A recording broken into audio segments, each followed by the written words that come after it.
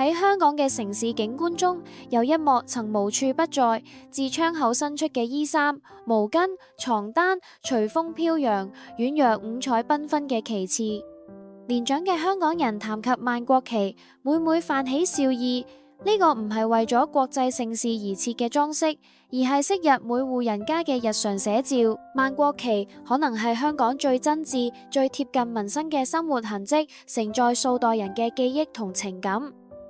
喺香港，晾衫唔單止為家務，更係適應環境嘅智慧結晶。